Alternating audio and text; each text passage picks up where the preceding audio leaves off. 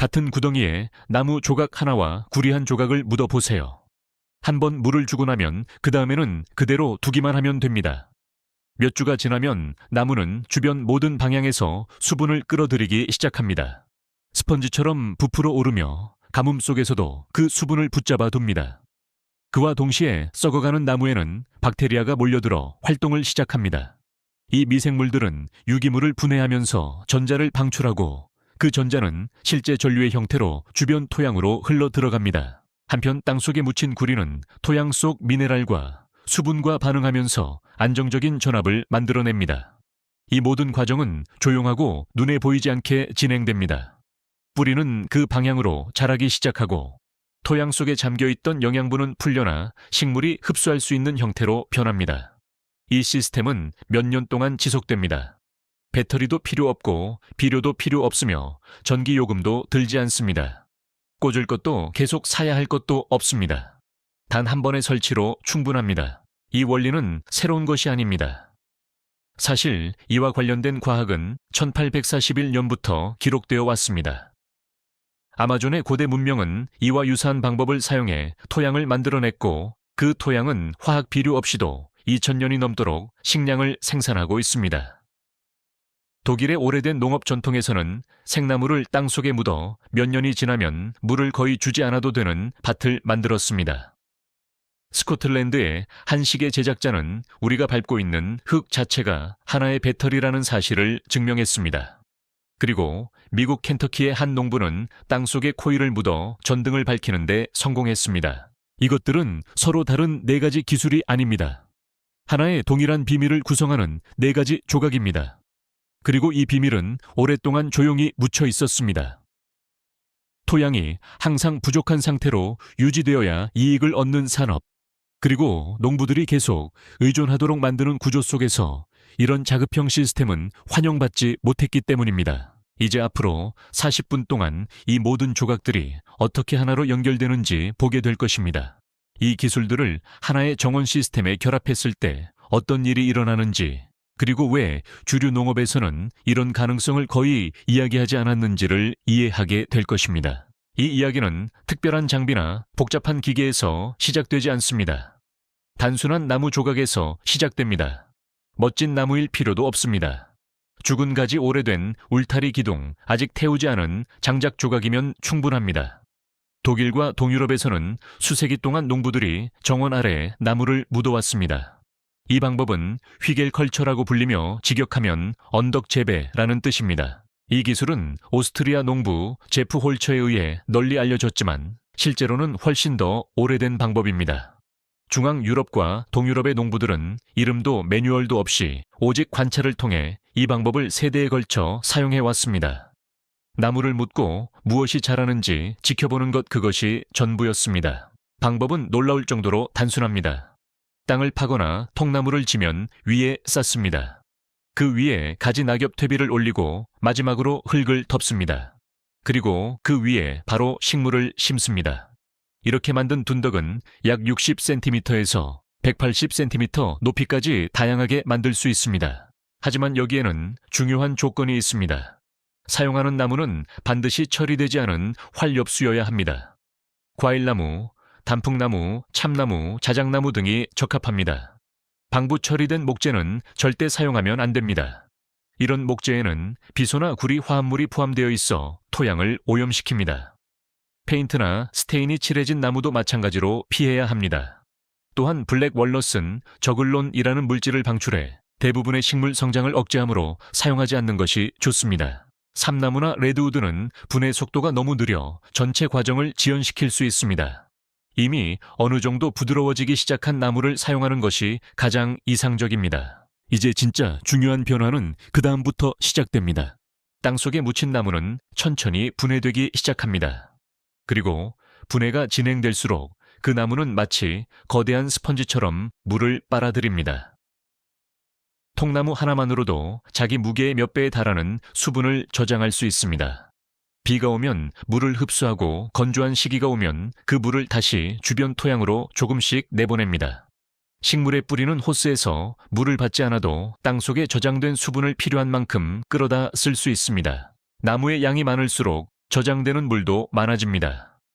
충분히 큰 규모의 휘겔컬처 화단을 만든 경험, 많은 정원사들은 보통 두 번째 해가 지나면 물을 거의 주지 않아도 된다고 말합니다. 이것이 의미하는 바를 생각해 보세요. 썩어가는 나무가 빗물을 저장하고 필요한 순간 천천히 방출하면서 스스로 물을 공급하는 정원입니다. 점적 관수 장치도 타이머도 수도 요금도 필요 없습니다. 오직 나무 중력 그리고 시간만 있으면 됩니다. 남부 캘리포니아처럼 가뭄이 심한 지역에서는 이 방식을 반대로 적용하기도 합니다. 둔덕을 높게 쌓는 대신 나무를 완전히 지하에 묻어 수분 저장층을 만드는 것입니다. 결과는 비슷합니다. 나무는 물을 붙잡고 식물은 필요할 때 그 물을 마십니다. 하지만 수분 저장은 시작에 불과합니다. 나무가 분해되는 과정에서는 열도 발생합니다. 썩어가는 나무 속에서 활동하는 수십억 개의 미생물은 유기물을 소화하면서 열에너지를 만들어냅니다. 휘겔컬처, 화단 내부의 온도는 주변 지면보다 몇 도 더 높게 유지될 수 있습니다. 그래서 이런 화단에서는 봄철 파종 시기가 더 빨라지고 가을에는 서리에 약한 작물이 더 오래 버틸 수 있습니다. 즉, 땅속의 나무는 단순히 물을 저장하는 것이 아닙니다. 토양을 안쪽에서부터 두고 인공 에너지 없이도 생장 기간을 앞뒤로 늘려주는 작은 미기후를 만들어냅니다. 시간이 지나면서 나무는 더 깊이 분해되고 그 과정에서 토양 생명체가 폭발적으로 늘어납니다. 가장 먼저 곰팡이가 통나무를 점령합니다. 하얀 균사체가 나무결 사이로 뻗어나가며 마치 지하 인터넷처럼 유기물과 뿌리 사이를 연결합니다.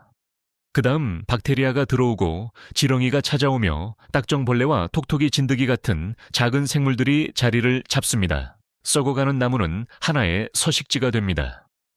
유기물을 분해하고 식물 뿌리가 직접 흡수할 수 있는 형태로 바꾸는 생명체들의 도시가 되는 것입니다. 그래서 이 화단은 시간이 지날수록 척박해지는 것이 아니라 오히려 더 비옥해집니다. 큰 통나무로 만든 휘겔컬처 화단은 나무가 완전히 분해되기 전까지 10년 이상 생산력을 유지할 수 있습니다. 그리고 마지막에 남는 것은 깊고 검고 부드럽게 부서지는 흙입니다. 많은 정원사들이 이것을 자신들이 경험한 최고의 재배 토양이라고 말합니다. 실제 비교 재배에서도 휘겔컬처 화단은 일반적인 높은 화단보다 물과 비료를 적게 쓰면서도 더 크고 많은 채소를 생산한 사례가 있습니다. 나무가 일을 한 것입니다. 하지만 대부분의 휘겔컬처 정원사들조차 모르는 사실이 하나 있습니다. 썩어가는 나무는 물을 저장하고 지렁이를 먹이는 것보다 훨씬 더 이상한 일을 하고 있습니다. 그리고 그 사실은 불과 얼마 전 대학 연구실에서 다시 입증되었습니다. 2024년 노스웨스턴 대학교 연구팀은 흙으로 작동하는 연료 전지에 대한 연구를 발표했습니다. 이 장치는 작은 책 한 권 정도의 크기였고 토양 속 박테리아가 유기물을 분해할 때 방출하는 전자를 수확해 전기를 만들어냈습니다. 바로 당신이 묻은 나무를 분해하는 박테리아와 같은 종류의 미생물입니다. 모든 휘겔컬처 화단에서 일어나는 동일한 분해 과정입니다. 연구팀은 이 장치를 습한 조건과 건조한 조건 모두에서 시험했습니다. 결과는 놀라웠습니다. 이 연료 전지는 자체 센서를 작동시키고 무선으로 데이터를 전송하는 데 필요한 전력보다 68배나 많은 전력을 만들어냈습니다. 연구 책임자는 토양 속에 미생물이 분해할 수 있는 유기탄소가 존재하는 한 이 연료 전지는 사실상 계속 작동할 수 있다고 설명했습니다. 여기서 중요한 문장은 이것입니다. 토양 속에 유기탄소가 존재하는 한. 그렇다면 땅 속에 묻힌 통나무는 무엇입니까? 유기탄소입니다. 박테리아는 그 통나무를 분해하면서 무엇을 방출합니까? 전자입니다. 전자가 전도성 매질을 따라 이동하면 무엇이 생깁니까? 전류가 생깁니다. 그러므로 땅속의 나무는 단순히 물을 저장하고 열을 만드는 존재가 아닙니다. 미생물 활동을 통해 실제 전기적 흐름을 만들어내고 있습니다. 썩어가는 통나무 주변의 흙은 말 그대로 살아있는 배터리입니다. 그리고 이 배터리는 인간이 존재하기 전부터 지구상의 모든 숲 아래에서 작동하고 있었습니다. 아무도 그것을 상품으로 포장하지 않았을 뿐입니다. 왜냐하면 아무도 그것을 독점해서 팔 수 없었기 때문입니다. 이제 시선을 남쪽으로 돌려 아마존 열대우림 깊숙한 곳으로 가보겠습니다. 그곳에서 과학자들은 마치 먹물로 물들인 것처럼 새까만 토양지대를 발견했습니다. 현지인들은 그것을 테라프레타 데 인디오, 즉 인디언의 검은 흙이라고 부릅니다. 문제는 이 흙이 원래 존재해서는 안 된다는 점입니다. 아마존의 자연 토양은 얇고 산성이 강하며 영양분이 부족합니다. 열대 지방의 높은 온도는 유기물을 너무 빠르게 분해시켜 아무것도 축적되지 못하게 만듭니다. 이런 땅에서는 한 계절 이상 지속적으로 농사를 짓는 것이 거의 불가능합니다. 그런데 바로 그 척박한 환경 한가운데 2000년이 넘도록 작물을 생산해온 믿기 어려울 만큼 비옥한 토양이 존재합니다. 그 비옥한 층은 깊이가 최대 2m에 달합니다. 주변 정글 토양보다 탄소 함량이 3배에서 18배나 높습니다. 오늘날에도 일부 지역 주민들은 이 흙을 캐내어 브라질 시장에서 고급 분갈이 흙으로 판매합니다. 오랫동안 과학자들은 이 흙이 자연적으로 만들어진 것인지 인간이 만든 것인지를 두고 논쟁했습니다. 그러다 고고학자들이 토양 속에서 도자기 조각 물고기뼈 그리고 의도적으로 만들어진 수채 흔적을 발견했습니다. 결론은 분명했습니다. 아마존의 원주민들은 이 흙을 의도적으로 설계했습니다. 그들은 나무를 저산소 상태의 구덩이에서 가열해 휘발성 성분을 날려보내고 숯을 만들었습니다. 재가 아니라 숯입니다. 안정적이고 다공성이며 탄소가 풍부한 물질, 오늘날 우리가 바이오차라고 부르는 것입니다. 그들은 이 숯을 부수고 부엌 찌꺼기 물고기, 부산물 동물의 배설물 깨진 도자기 조각과 섞어 세대에 걸쳐 밭에 넣었습니다. 이 토양이 제대로 연구되기 전까지 많은 역사학자들은 아마존이 대규모 문명을 부양할 수 없다고 단정했습니다. 그러나 그들은 잘못된 것을 보고 있었습니다. 그들이 봐야 했던 것은 건축물이 아니라 흙이었습니다. 숯에 대해 당신의 생각을 바꿔놓을 중요한 사실이 있습니다. 나무로 만든 바이오차일 그램은 내부 표면적이 최대 9,000제곱피트에 달할 수 있습니다. 이것은 비유가 아니라 측정값입니다. 현미경으로 보면 숯은 순수한 탄소 속에 수많은 터널과 방통로가 뚫려 있는 벌집처럼 보입니다. 단 1g의 내부 표면을 모두 펼쳐 바닥에 깔 수 있다면 작은 원룸보다 더 넓은 면적을 덮을 수 있습니다. 이 미세한 구멍들은 수십억 개의 미생물, 박테리아 곰팡이를 위한 서식지가 됩니다. 이 생물들은 유기물을 분해하고 식물 뿌리가 즉시 흡수할 수 있는 형태로 영양분을 전달합니다. 또한 바이오차의 구멍은 모래 토양에서는 물이 너무 빨리 빠져나가는 것을 막고 점토 토양에서는 공기 흐름을 개선해 뿌리가 질식하지 않게 도와줍니다. 수춘 토양의 산도를 완충해 대부분의 작물이 선호하는 pH 범위로 조절하는 역할도 합니다. 하지만 이 영상의 모든 내용을 하나로 연결하는 가장 중요한 특성은 따로 있습니다. 바로 전기적 특성입니다. 바이오차는 강한 음전하를 띱니다. 그 표면에는 카복실기와 하이드록실기 같은 산소를 포함한 화학작용기가 존재합니다. 이 때문에 토양 과학자들이 말하는 양이온 교환 능력이 생깁니다. 쉽게 말하면 바이오차는 영양이온을 붙잡는 자석처럼 작동합니다. 칼슘, 칼륨, 암모늄, 아연, 마그네슘 같은 양전하를 띤 입자들은 바이오차 표면으로 끌려와 붙잡힙니다. 그래서 다음 비가 올 때 씻겨 내려가지 않습니다. 일반 토양은 영양분을 쉽게 흘려보내지만 바이오차는 그것을 붙잡아 뿌리 주변에 저장합니다. 식물이 실제로 사용할 수 있는 위치의 영양분을 머물게 하는 것입니다. 그리고 우리가 만들고 있는 시스템에서 결정적으로 중요한 점은 바이오차가 토양의 전기 전도도를 높인다는 사실입니다. 여러 나라의 동료 심사 연구들이 이를 확인했습니다. 바이오차를 넣으면 흙은 전기를 더 잘 전달합니다. 이것은 단순히 영양분을 보충하는 일이 아닙니다. 흙을 더 나은 전기적 매질로 업그레이드하는 일입니다. 바로 이 하나의 특성이 고대 아마존의 숯과 빅토리아 시대의 구리를 연결하는 다리가 됩니다. 그리고 여기서 세 번째로 땅속에 묻힌 비밀이 등장합니다. 1841년 스코틀랜드의 시계 제작자 알렉산더 베인은 아연판 하나와 구리판 하나를 약 1야드 간격으로 축축한 땅에 묻고 그 둘을 전선으로 연결했습니다. 그러자 토양은 약 1볼트의 안정적인 직류 전류를 만들어냈습니다. 아연은 구리보다 반응성이 높습니다. 두 금속이 용해된 이온을 포함한 매질 속에 놓이면 아연은 전자를 내놓기 시작합니다. 이 전자들은 구리 쪽으로 이동하려고 합니다. 두 금속이 지상에서 전선으로 연결되어 있으면 전자는 가장 쉬운 길인 전선을 따라 흐르며 사용 가능한 전류를 만들어냅니다. 지하에서는 습한 토양이 두 금속 사이에 이온 이동을 담당하며 회로를 완성합니다. 즉 흙은 단순히 금속을 고정하는 배경이 아닙니다. 반응에 적극적으로 참여하는 전해질입니다. 땅속의 모든 용해된 미네랄, 모든 소금의 흔적, 지하수 속의 유기산 하나하나가 전해질의 일부가 됩니다. 땅이 더 습할수록 전류는 강해집니다. 토양에 미네랄이 풍부할수록 배터리는 더 오래 지속됩니다. 알렉산더 베이는 이 전류를 이용해 세계 최초의 전기 시계를 작동시켰습니다. 그의 영국 특허에는 이 장치의 세부 사항이 기록되어 있습니다. 이 장치는 몇 달 동안 작동했습니다. 태엽을 감을 필요도, 연료를 채울 필요도, 특별한 유지보수도 필요 없었습니다. 그저 발밑의 땅에서 조용히 흘러나오는 전류만 있으면 되었습니다. 몇 년 안에 영국의 전신회사들은 같은 원리를 사용하기 시작했습니다. 그들은 중계소 아래에 구리판과 아연판을 묻고 전기 신호를 보내기 위한 귀로 도체로 흙을 사용했습니다. 이른바 지구 귀환 방식은 필요한 구리선의 양을 절반으로 줄여 전신망 설치 비용을 크게 낮췄습니다. 에든버러에서 글래스고로 이어지는 철도 구간의 중계소들은 땅에서 끌어낸 전류를 활용했습니다.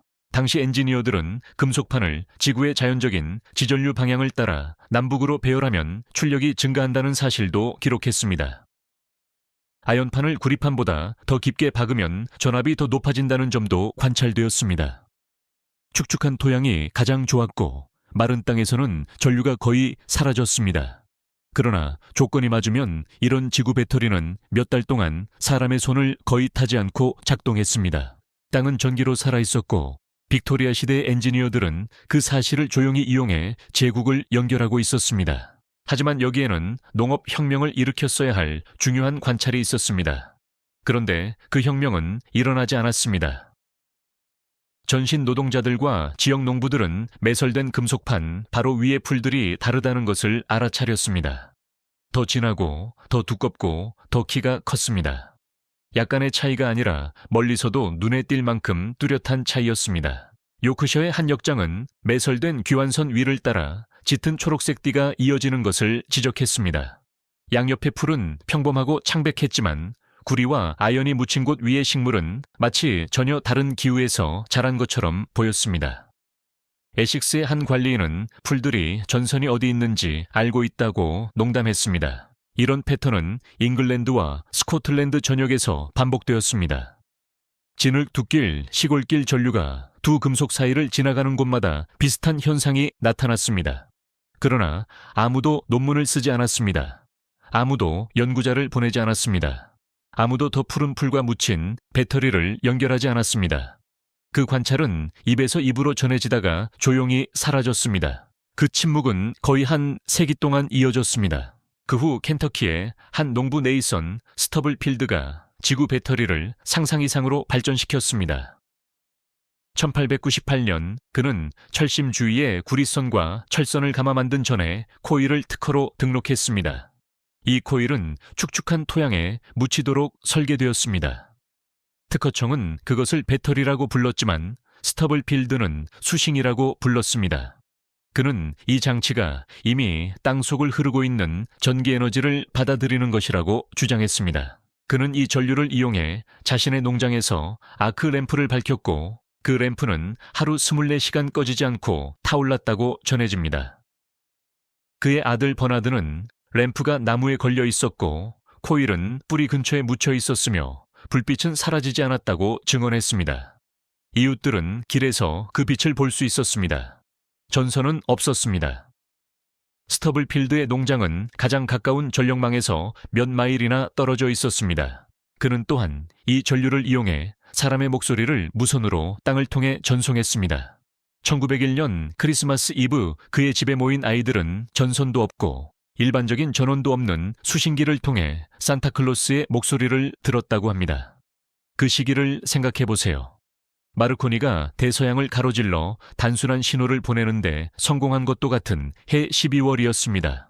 그런데 스터블필드는 이미 분명한 인간의 음성을 전송하고 있었습니다. 켄터키 머리 지역의 주민 1000명이 그의 공개 시연을 목격했습니다. 그는 워싱턴 DC 포토맥 강에서도 움직이는 증기선에서 육지로 신호를 보내는 장면을 보여주었습니다. 전국 신문들이 이 이야기를 보도했습니다. 그러나 이후 스터블필드는 점점 불신과 편집증 속으로 물러났고 기술을 상업화하기를 거부했습니다. 그리고 1928년 그는 자신이 만든 묻힌 코일들에 둘러싸인 오두막에서 굶어 죽은 채 발견되었습니다.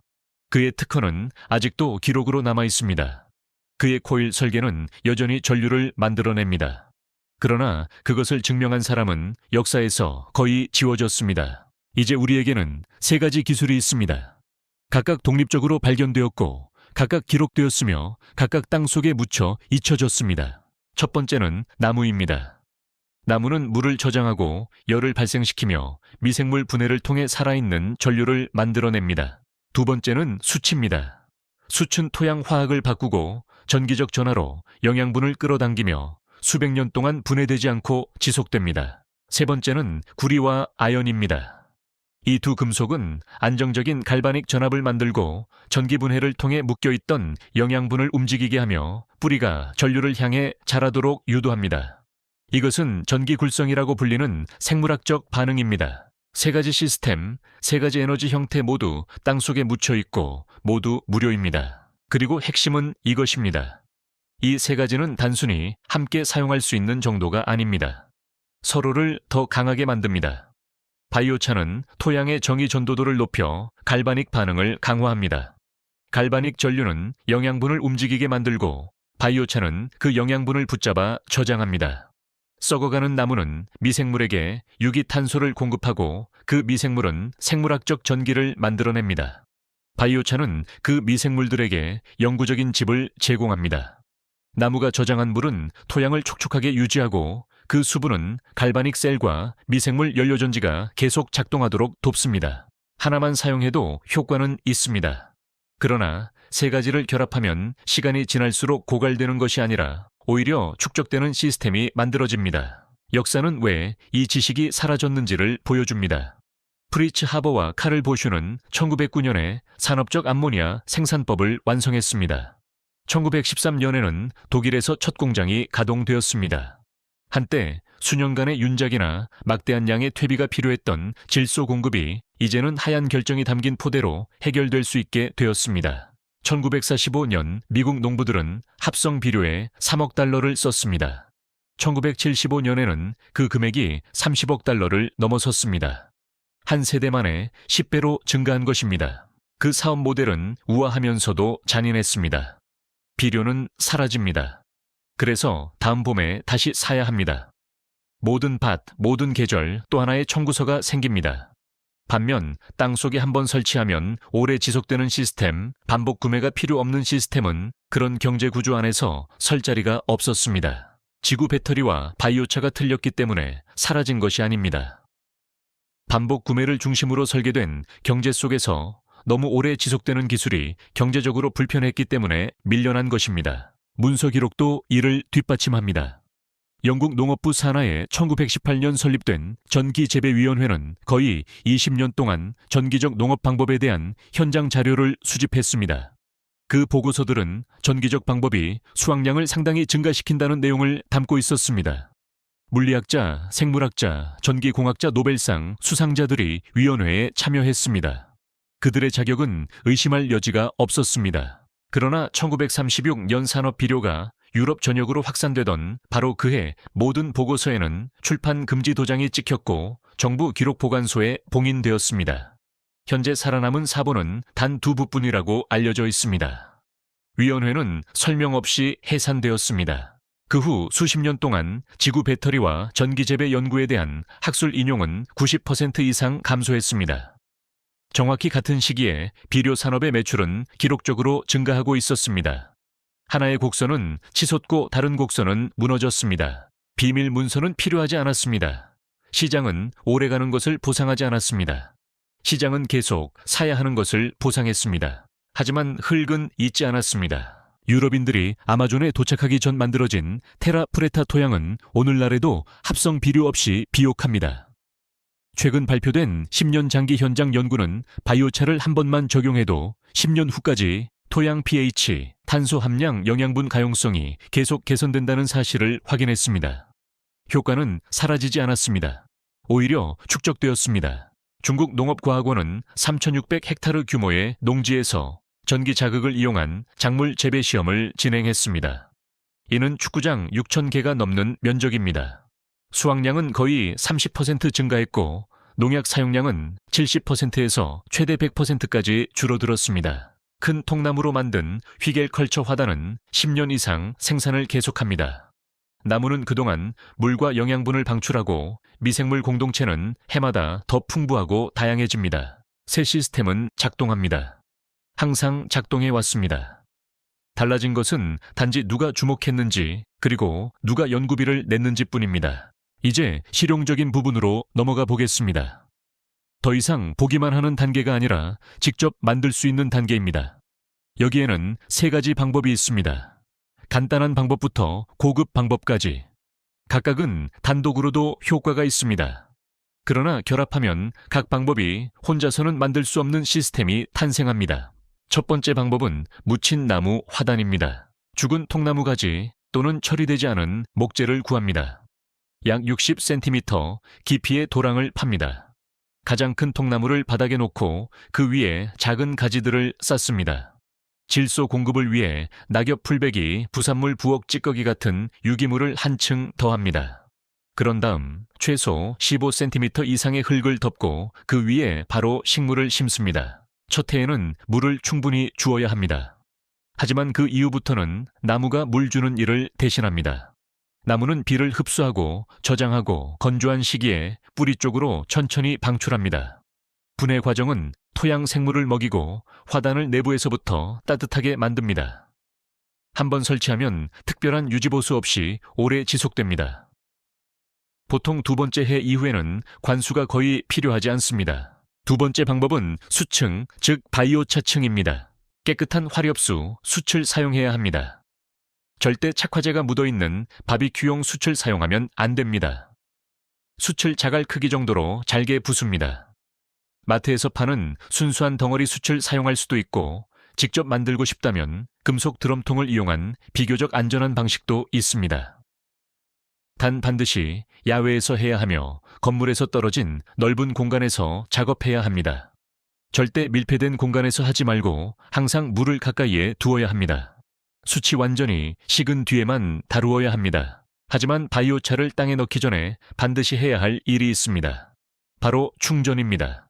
갓 만든 숯은 화학적으로 매우 굶주린 상태입니다. 엄청난 내부 표면적 때문에 처음에는 주변 토양의 영양분을 흡수해 식물이 일시적으로 영양 부족을 겪게 만들 수 있습니다. 그래서 부순 숯을 퇴비차 지렁이, 분변토 희석한 생선 액비 또는 물의 10배 희석한 소변에 최소 48시간 담가 두어야 합니다. 이렇게 하면 숯의 미세한 구멍들이 영양분과 유익한 미생물로 채워집니다. 그러면 바이오차는 빼앗는 대신 주는 상태로 토양에 들어갑니다. 충전된 바이오차는 화단 상단 15-20cm 깊이의 토양에 전체 부피의 10-15% 정도 섞습니다. 숯은 정이 전도도를 높이고 영양분을 뿌리 주변에 붙잡아 두며 pH를 완충하고 유익한 미생물에게 영구적인 집을 제공합니다. 바이오차는 분해되지 않습니다. 100년 후에도 그 자리에 남아 전하를 유지하고 영양분을 끌어당기며 생명을 품고 있을 것입니다. 세 번째 방법은 구리와 아연을 이용한 지구 배터리입니다. 약 15cm 길이의 구리 파이프 하나와 아연 도금 못 하나를 준비합니다. 식물 한 그루당 한 쌍만 사용해야 합니다. 더 많이 넣는다고 좋은 것이 아닙니다. 아연이 너무 많이 축적되면 식물에 스트레스를 줄 수 있고 구리가 과도하면 지렁이와 유익한 미생물에 해를 끼칠 수 있습니다. 구리 파이프는 식물 한쪽 토양에 아연 도금 못은 반대쪽에 꽂습니다. 두 금속 사이의 간격은 약 20-30cm, 깊이는 약 15cm 정도가 적당합니다. 수분이 갈바닉 회로를 완성합니다. 멀티미터로 측정하면 보통 0.8V에서 1.1V 사이가 나와야 합니다. 이 전류는 전기분해 과정을 통해 화학 결합 속에 잠겨있던 영양분을 움직이게 합니다. 뿌리는 전기굴성 반응을 통해 구리 쪽으로 자라납니다. 아연은 천천히 부식되면서 아연 이온을 방출합니다. 식물은 이 아연을 이용해 성장 호르몬인 옥신을 생산합니다. 아연이 없으면 식물은 옥신 합성의 핵심이 되는 아미노산인 트립토판을 충분히 만들 수 없습니다.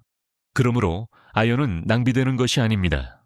그 시스템을 작동시키는 생물학에 의해 실제로 소비되는 것입니다. 아연못이 눈에 띄게 부식되고 전압이 0.5V 아래로 떨어지면 새 것으로 바꿔주면 됩니다. 구리 쪽은 보통 여러 계절 동안 사용할 수 있습니다. 이제 이 세 가지를 결합해 봅시다.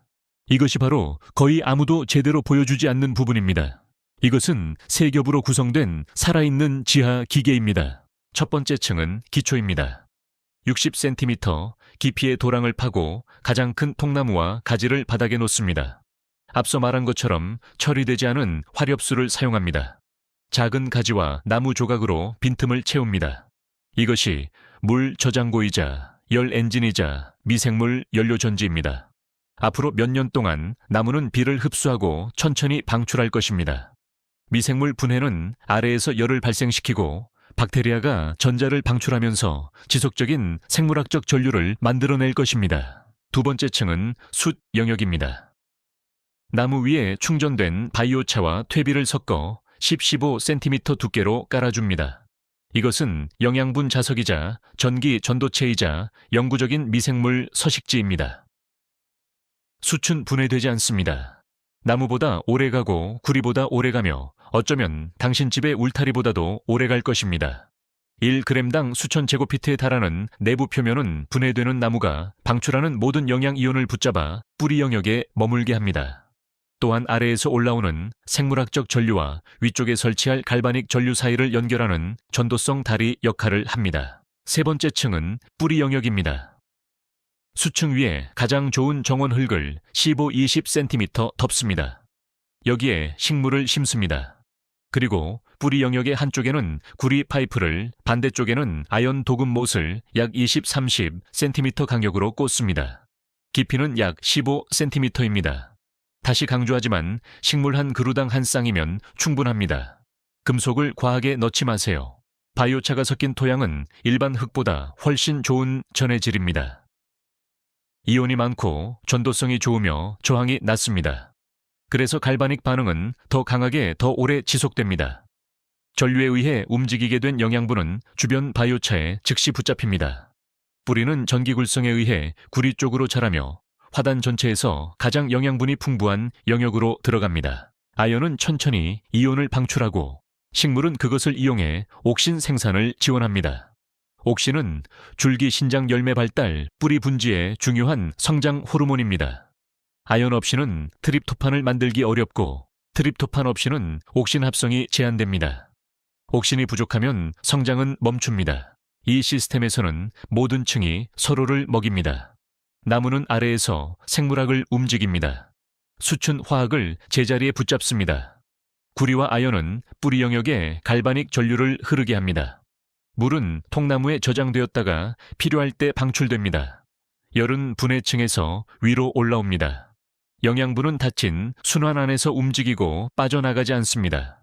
모든 것이 축적됩니다. 이제 결과를 기록해야 합니다. 이것이 실험과 단순한 믿음을 구분하는 기준입니다. 저렴한 굴절개를 하나 구입해 2주마다 식물 잎의 브릭스 수치를 측정하세요. 브릭스는 식물 조직 속에 용해된 당과 고형분을 측정하는 값입니다. 이는 식물 건강과 영양 밀도를 보여주는 직접적인 지표입니다. 브릭스 수치가 높다는 것은 식물이 더 건강하고 더 영양가가 높으며 해충에도 더 강하다는 뜻입니다.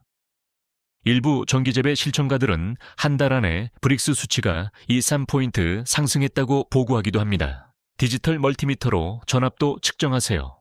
한쪽 탐침은 구리에 다른 한쪽 탐침은 아연에 대면됩니다. 정상적으로 작동한다면 0.8V에서 1.1V 사이의 값이 나와야 합니다. 0.5V 아래로 떨어지면 아연을 교체해야 할 수 있습니다. 매주 자를 옆에 두고 식물 사진을 찍으세요. 계절이 끝나면 부엌 저울로 수확량을 재세요. 그리고 반드시 대조구를 만들어야 합니다. 나무도 숯도 금속도 넣지 않은 줄을 하나 따로 만드세요. 같은 토양 같은 물 같은 햇빛 같은 씨앗을 사용해야 합니다. 숫자가 스스로 말하게 하세요. 모든 것을 기록하세요. 이것이 뒷마당의 관찰을 반복 가능한 과학으로 바꾸는 방법입니다.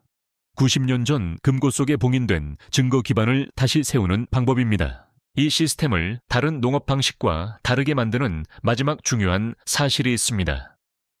아마존의 테라프레타 토양은 2000년 동안 단순히 유지된 것이 아닙니다. 실제로 성장해 왔습니다. 과학자들은 바이오차가 미생물에게 매우 유리한 환경을 만들어 미생물 공동체가 계속해서 새로운 유기물을 토양 구조 안으로 끌어들인다는 사실을 확인했습니다. 낙엽이 떨어지고 미생물이 그것을 점령하고 분해한 뒤 그 탄소를 기존의 바이오차 구조 안에 통합합니다. 토양이 스스로를 만듭니다. 인간이 개입하지 않아도 해마다 더 비옥해집니다. 이것은 오늘날 대부분의 농업 시스템과 정반대입니다. 현대 농업에서는 수확할 때마다 땅이 고갈되고 그 고갈을 메우기 위해 또 다른 구매가 필요합니다. 하지만 숯 아래에 묻힌 나무를 더하면 시스템은 아래에서부터 먹이를 받습니다. 동시에 자연은 위에서 낙엽과 유기물을 공급합니다. 탄소가 두 방향에서 들어옵니다. 정의는 갈바닉 화학과 미생물 대사 두 경로에서 동시에 생성됩니다. 물은 나무에 저장되고 데워지고 다시 방출됩니다. 영양분은 수체에 의해 끌어당겨지고 붙잡히고 식물에게 전달됩니다. 이것은 닫힌 순환이며 살아있는 엔진입니다. 더 큰 그림도 있습니다. 숯을 땅에 묻는다는 것은 탄소를 수백 년 때로는 수천 년 동안 지하에 고정한다는 뜻입니다. 그 숯이 되기 전에 나무는 광합성을 통해 대기 중 이산화탄소를 흡수했습니다. 열분해는 그 탄소를 매우 안정적인 형태로 바꾸어 분해에 저항하게 만듭니다. 당신이 묻는 바이오차 한 줌은 대기 중 탄소를 땅속에 장기 저장하는 행위입니다. 고대 아마존 사람들은 단순히 가족을 먹여 살린 것이 아닙니다. 그들은 지구상에서 가장 오래된 탄소 포집 프로그램을 운영하고 있었습니다. 그리고 그것은 실제로 작동했습니다. 증거는 아직도 땅 속에 남아 있습니다. 세겹 시스템도 같은 일을 합니다. 정원을 먹이고 동시에 탄소를 묻습니다. 여기서 말하는 무한 에너지는 마케팅 문구가 아닙니다. 흙에게 올바른 재료를 주고 인간이 방해하지 않을 때 흙이 하는 일을 설명하는 말입니다. 나무는 10년 동안 분해되며 생물학적 전기와 열을 만들어냅니다. 수천 수백 년 동안 전하를 유지하고 미생물을 품습니다. 구리와 아연은 몇 년 동안 갈바닉 전류를 만들어냅니다. 그리고 전체 시스템은 미생물 활동을 통해 스스로 재생되며 표면에서 새로운 유기탄소를 끌어들여 시간이 지날수록 더 풍부하고 깊어집니다. 어떤 배터리도 영원히 작동하지 않습니다. 하지만 비낙엽 땅의 화학처럼 자유롭게 주어지는 재료로 스스로를 다시 만드는 시스템은 자연 속에서 영원에 가장 가까운 형태입니다. 비료 산업의 가치는 연간 2천억 달러가 넘습니다. 농약 시장은 여기에 600억 달러를 더합니다. 두 산업 모두 당신이 매년 지갑을 열고 돌아오기를 필요로 합니다. 그러나 묻을 통나무는 돈이 들지 않습니다. 어쩌면 지금 당신의 마당에 이미 있을지도 모릅니다. 화렵수수 한 봉지는 몇 달러면 충분합니다. 구리 파이프 하나와 아연 도금 못 하나도 철물점에서 쉽게 구할 수 있습니다. 한번 설치하면 스스로 먹이고 스스로 물을 저장하고 스스로 열을 만들고 스스로 전기를 발생시키며 땅속에 머무는 매년 더 강해지는 시스템입니다. 이것이 전 세계의 모든 농업 교육에서 가르쳐지지 않는 이유는 작동하지 않기 때문이 아닙니다. 오히려 너무 잘 작동하고 너무 오래 지속되기 때문입니다. 매년 고갈되고 매년 다시 구매하게 만드는 경제 시스템에는 이런 기술이 어울리지 않습니다. 고대 아마존 사람들이 로마 제국이 존재하기도 전에 묻은 숯은 지금도 땅속에 남아 있습니다. 여전히 비료 없이 식량을 생산하는 데 기여하고 있습니다. 10년 전에 만든 휘겔컬처 화단은 지금도 관수 없이 촉촉하고 비옥합니다. 베인의 지구 배터리는 여전히 전압을 만들어낼 수 있습니다. 스터블필드의 코일도 여전히 전류를 생성합니다.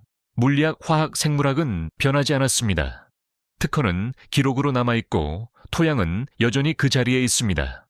변한 것은 단 하나입니다. 음식을 어떻게 길러야 하는지에 대한 대화를 누가 통제했는가입니다. 이 실험의 비용은 10달러도 되지 않습니다. 통나무는 무료입니다. 수천 작은 돈이면 충분합니다. 구리와 아연은 철물점의 작은 부품에 불과합니다. 과학은 거의 200년 동안 기록되어 왔고 증거는 아마존에서 2000년 동안 자라고 있었습니다. 이제 남은 변수는 당신뿐입니다. 흙 한 줌이 할 수 있는 일에 대한 생각이 바뀌었다면 식물을 키우는 사람에게 이 이야기를 전하세요. 잊힌 과학을 다시 꺼내는 가장 좋은 방법은 그것을 거리의 모든 정원에 심는 것입니다. 이런 이야기를 더 보고 싶다면 구독하세요. 아직 땅속에는 발견되기를 기다리는 비밀이 많이 묻혀 있습니다.